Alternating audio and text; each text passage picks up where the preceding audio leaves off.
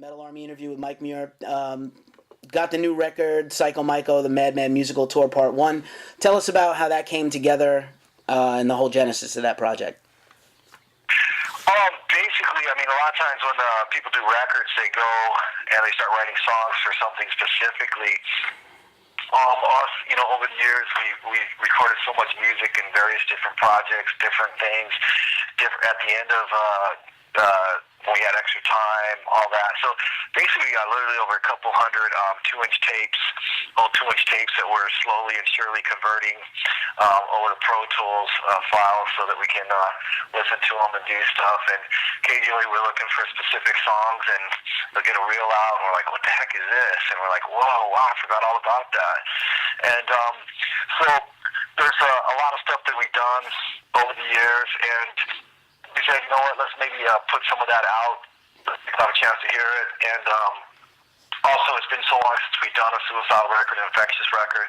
Let's put out a new suicidal song, give a chance to put new infectious out, go back and do some of the old infectious that probably wouldn't be put out, and some, like I said, just various projects that we did with different people. So we kind of went through a lot of the stuff that we had and got down to 40-something songs, different recordings at different times, different situations, and then, slowly narrow it down for various reasons, whether we couldn't get people to sign off on it or, whatever reasons, there's a few this and that, and then that's what we ended up with.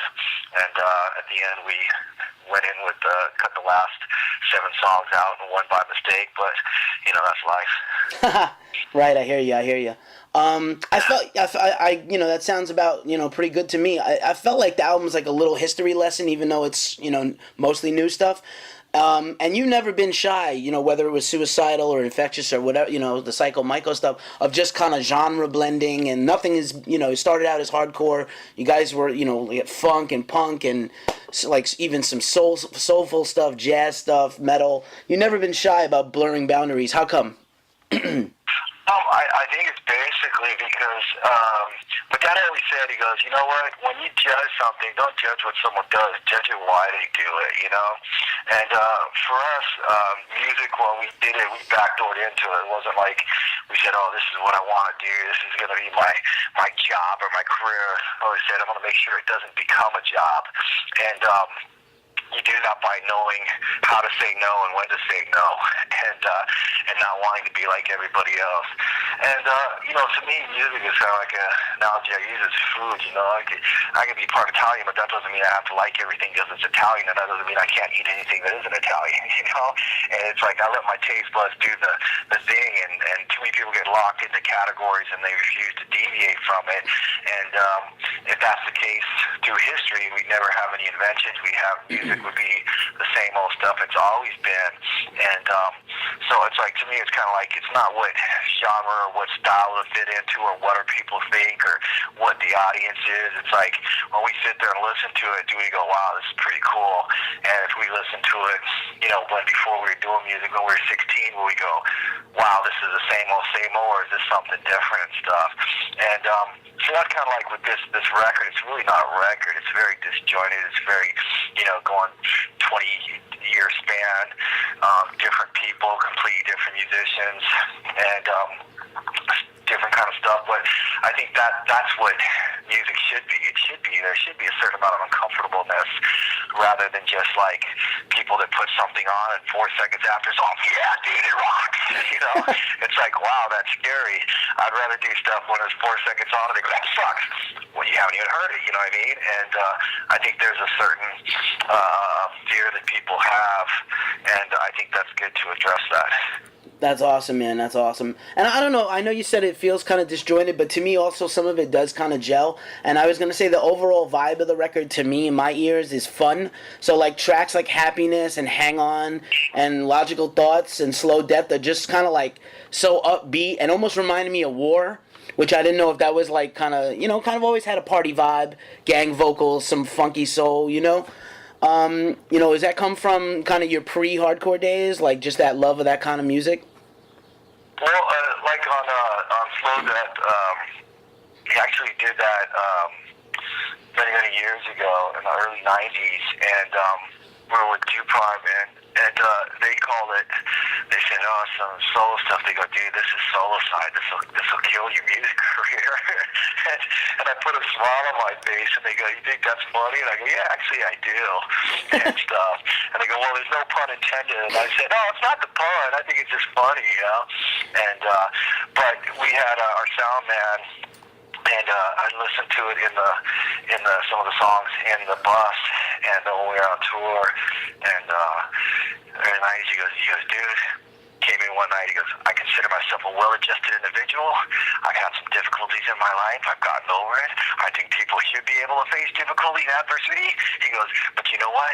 If I hear this fucking shit anymore, I don't know what I'm going to do, who I'm going to kill, myself. He goes, it's fucking making me depressed. I don't want to hear it anymore. Right. I've never thought that about any music. Please don't play this. And he was serious, and I thought it was kind of funny. But, so I guess, yeah, it's all how people hear it. And you know, it's funny because you get the initial ones that people go, dude, I love that song. It's fucking something other people, dude, it's so depressing. And, dude, it just kind of goes on and on. It's like it's killing me, you know. So everybody will take things differently, and some things that I would say, like, you know, when we did, you know, How Will I Laugh Tomorrow When I Can't Even Smile Today, people were just like, that's so negative. How can you be so negative and stuff? It's just depressing and negative. I go, it's not, to me, it's not negative. It's positive. It's honesty. I think the first, you know, situation that people have when they have problems is they try to paint it. You know, it's the house with termites. You paint it, it looks better, but, you know, structurally it's going to fall down. It may not be tomorrow, but slowly it's eating away. And I think that's the way a lot of people are internally and stuff. So the facade they do, rather than they paint it, they put a smile on their face. And I think there's a point where you have to sit there, not to be the woe is me and to feel sorry for myself kind of person, but to sit there and go, you know what, if things ain't good, they're not good. It's not like, oh, you need to go buy lottery tickets and that's going to change it. You're going to wake up tomorrow and it won't be good. It's kind of like, hey, you know what? Go in there, go to battle for yourself, stand up for yourself. And a lot of times that's the core of the problem. People never learn how to stand up for themselves. Not to be an asshole or this or that or you know, in boxing terms, but, you know, the mental fight for yourself and stuff, you know, and not about craziness, but standing up for yourself, believing in yourself, and that's stuff that they don't teach you. Like I said, in schools and that kind of situation, they want you to kind of follow the line rather than to create a new one, you know. Absolutely, man. And I just have to interject and just kind of step aside and say my first band, we used to close every show with How Will I Laugh? Easily one of my favorite songs ever. It's awesome that you brought that up. And helps me even segue to my next question, which is, again, depressing or not depressing or uplifting through depression. I love the chilled out version of Alone. It totally knocked me on my fucking ass. And it reminded me of kind of the heavy emotion version from the EP, from the, you know, Feel Like Shit EP, of How Will I Laugh. So, like, what was that? When was that done, and why was that done? I mean, it's brilliant, but, like, you know, Spanish guitar, and it's, like, very, you know, it's still got the same pain and the grip of the lyrics, but it's, like, so chill. You know, it's everything. There's a story, and there's a long and a short, and then there's the truth. You know what I mean? Right. But when we did the Lights Camera Revolution records, and they was going out when they, you know, back in the days when they talked about singles or whatever, and our manager at the time, that was big manager or something, said, dude, you know, this song is great, but we can't put it out, the lyrics. And I'm like, what? And, you know, it used to be, you know, what, there's no profanity or something like that. He goes, no. He goes, dude, it's not metal. It's just weak. You know, it's just like, you know, you gotta be out there. Yeah, there's like, you know, there's not that yelling. It's like, alone. That's not, dude, it's not strong. That's not, you know, the thing that, you know, 18-year-old dude's gonna sing along with. I go, well, I'm not doing songs for 18-year-old dudes to sing along with. I do a song I think is good. And it was funny, and I just sat there and I go, wow, is that what music's about? Like the cluelessness, that they're afraid of the facade or something, that the honesty and stuff, and, you know, kind of thing. It's like, oh, so also sing about dragons, and that's like, you know, that's right. Cool and that's powerful. And so I always just thought that was strange, and I always thought it was, you know, a great song, a powerful song. And when we had a chance, when we did this, we basically, I think, redid the song. You know, it's completely different, not just because it's slow, but it's completely different. But I believe it's massively powerful. I think that's one of the most difficult things to do, is do a slow song that's powerful, because I think we have a tendency a lot of times in music, it's Spinal Tap, turn it up to 11, and anybody that first picks there's somewhere and there's a guitar and an amp and they hit a chord, it's like, wow, you feel like, wow, yeah, it's not you're playing the song, but yeah, it's like turn it up louder, faster, harder. And I learned a long time ago, just because it sounds fast doesn't make it good, and you can play crap and you do it faster and it's still not good, and so there has to be something there besides it. And for me, I just think, yeah, it's a great song, and to do it, it has to me maybe more intensity than quote unquote tempo. The song is more important than the tempo and that type of thing. And so I think it's really good. I think a lot of people will truly enjoy it, and will be able to maybe rehear the song again for the first time and go, wow, lyrically and all that stuff. Absolutely, man. Absolutely. Couldn't answer. That's an amazing answer. And now just to sidestep a little bit and talk about some more general stuff. I wanted to ask you, because obviously your lyrics are so influential and powerful, and definitely got people away from dragons and swords and shit, and got people thinking and opening minds. What's your creative? I'm dying to know what your creative process is like. Do you just write all the time? Keep journals? Do you write when you hear music? How does that work for you? No, I mean, a long time ago, people were, I got this song, and they're like, yeah, and they go, here, check it out, and they pull out a piece of paper. I'm like, that's not a song, that's a poem, Right. And I've always thought that, it's, in the lack of saying it a better way, music and the lyrics and the way it's sung is like a marriage or something. It works or it doesn't. And you can't interchange, you shouldn't be able to. I mean, basically, with a lot of music you hear on the radio, you can interchange the lyrics and it wouldn't mean anything, because the lyrics don't mean anything. But like going on the first record, you couldn't take the lyrics to Institutionalize and put it on I Saw Your Mommy and it would work, and vice versa. Right. And even with something like that, where they're way out there, some people would say out there lyrics, that you don't really hear, it goes with the music. There's a bond there. It's not random lyrics that are brought from a piece of paper and put to the music. And when obviously when I play guitar and I write songs, I just kind of sing along when I write. It's just the way it is. And there's only one song that I've ever actually sat down and wrote the lyrics to without really listening to the music a lot and stuff. So it's just, to me, it's more like it's not. I'm not a poet or that type of thing. I don't really write. It's just kind of that feel, and then the voice brings it all together. Right on, right on. I was, because I can't sing, so. Oh, I don't know. I don't know about that, man. I mean, I know, it was for years everybody just kind of yelled on key and hardcore and stuff. And I came from a musical background where I sang, and then kind of ST was my gateway to the Misfits and the Cro-Mags and bands like Gorilla Biscuits and stuff. And through that time, I think you developed your own kind of character and voice that's, definitely stands alone. You may not fancy yourself a singer, and you're kind of a conduit, if you will, for the music. But I think you were amazing, and, I don't know what else to say except that's awesome. Yeah. I think there's a poetry to what... I don't want to be somebody else. Right. And I know that a lot of people, when I was younger, they go, I'm going to be a singer. And they go, listen to this. And they'd sing a Zeppelin song, and they try to sing it like Robert Plant, and they sing a Black Sabbath song, and try to sing it like Ozzy, and they sing a Who song, and try to sing it like, you know what I mean? And Yep. You're just sitting there and going, dude, you're not a singer. You're a fucking an actor. Yeah, ventriloquist, man. And I just, I never got into that, and I guess I wasn't into music enough to have that type of situation. But I go, you know what, I'm not going to be able to, I'm not an opera guy or this or that, and don't really want to be, because I don't go to the opera. But I know what I like, and I do things the way I like, and I don't worry about whether other people like it or technically it's correct or that type of thing. And I think that's what more people should do. That's awesome. I just had a vision in my mind of a whole audience of suicidals with blue bandanas at the opera in tuxedos. Anyway, that would be an awesome flyer or a poster, by the way, or an album cover. Yeah, it would be, yeah. You would really fuck up people's minds. Some artist is drawing buying it right now. I'm going to send it, and I'll be stoked to see it. Probably, man. I'll call up Dick Cherry. Yeah. Any case, man, I know you guys have kept it DIY as possible for a long, long time through the website and just the way you guys conduct your business. Why is this still important after all these years? You've been on big labels, you've been on little labels. Why is that still important to you to keep it DIY? Well, DIY is kind of like a slogan. It's a chant type of thing, but the reality is when we started, there was no one else that was going to do it, and that's the basis. I think a lot of times I'll talk to people, or people will ask me to talk to family members or friends of theirs or whatever they're doing music, and a lot of times the kind of scary thing is they're looking for someone else to do everything, and how do they get to a point where they're famous and everybody does things, and who does this, who does that?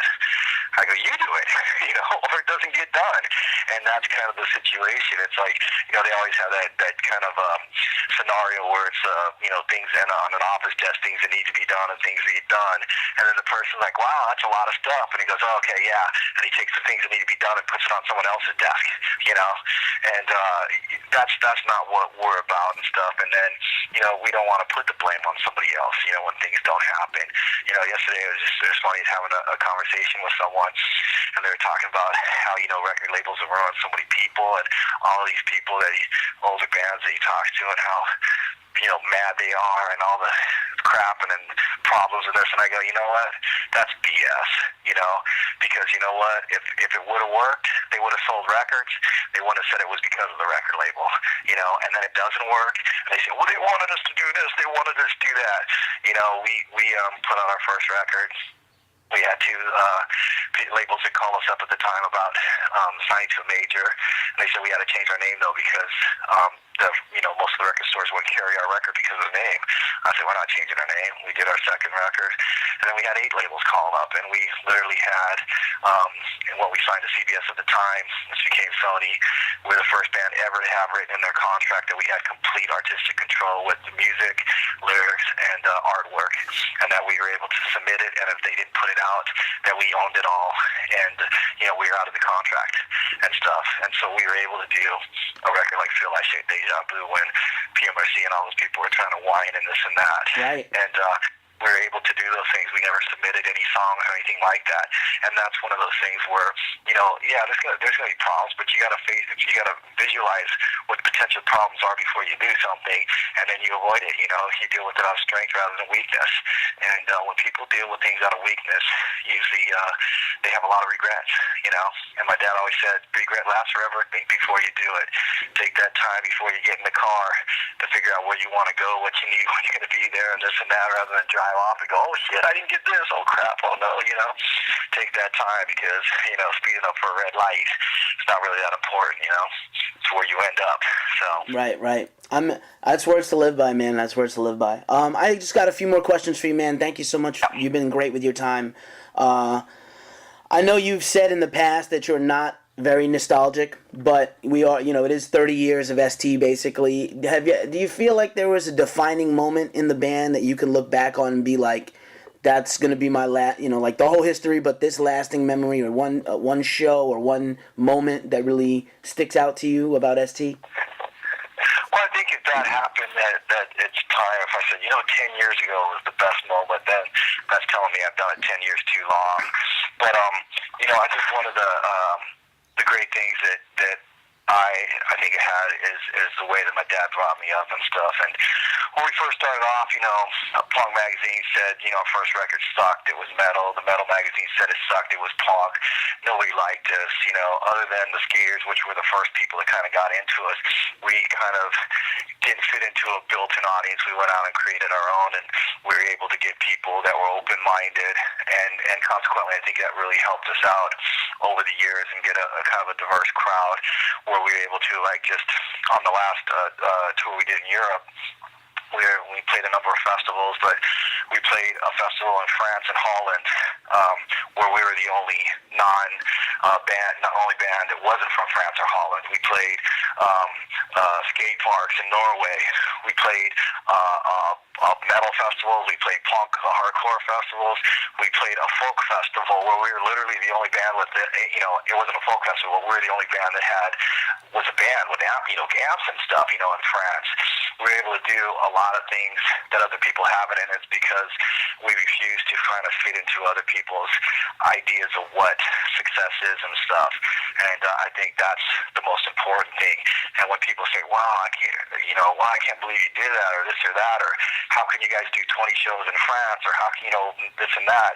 You sit there and go, "Because we did the right things and we didn't listen to the people that knew what was going on, because we were more concerned about our music and what we wanted to do rather than what other people thought would be successful and easy in their terms and stuff." So, there's always something every show we do, like when we're just in New York. There's always someone that says something that sits there and I go, "You know what?" And it makes me proud of what we've done and accomplished. And I sit there from whether it's kind of the situation where, yesterday I was at Vans and last year they did the Vans shoe where I go, "Hey, when I was 12 years old, someone would have said, hey, when we go back to school every year, I got a pair of shoes, new pair of shoes.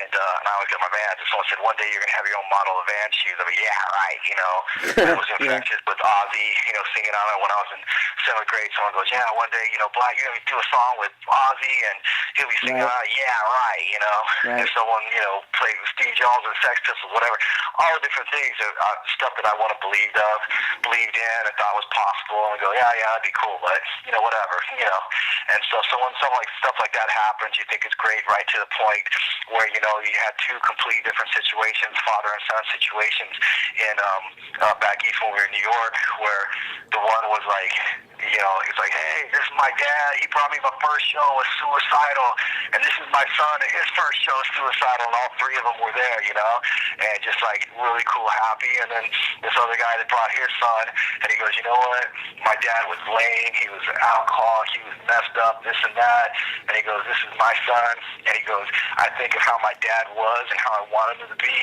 and he goes, that's why I'm bringing my son here, because I think it's really important to, so that I learned from the mistakes my father made and not to repeat them, and you guys help me with that and stuff, and you sit there and you go, wow, that's fucking amazing, as a father myself, and having a father that I respect, someone to say that, I go, that's killer, that's great. And so, there's always something that's weird that won't mean something to someone else where you go, well, that's really cool, I'm glad that I could be a part of that. That's awesome, man. That's awesome. Just really quick, a last couple. We'll try to bang through them. I know you got to go. I know. So you mentioned the skate team, the Suicidal skate team, and also I know you did a gig with them this summer where you did kind of like spoken word. And I was wondering if that was something you'd ever consider doing more of, or even writing a book or a book of lyrics, because I just feel like you have that kind of power. You could definitely accomplish something like that. Well, a little bit was, I live in Australia now, and my brother came out and visited, and there's a shop there that's, got all the Dogtown stuff in it, and, it's the other side of the world, but it's like a little Dogtown museum almost. And they took me there, and the guy's like, oh, dude, when I was little, and just the whole thing, when the Z-Boys, the original Z-Boys, the whole Dogtown thing came through and just changed how skating was. He goes, it changed me. He goes, I was in Australia, and I would look at the magazines, close my eyes, and imagine I lived in Venice and stuff, And so they said, you think your brother would, come here and do something? And I was like, yeah, I'll ask him. So I asked him, and then when we got out there, I said, hey, picked up at the airport. I said, hey, you want to talk to you about that? He goes, yeah. I go, well, it's going to happen on Tuesday. He's like, oh, okay.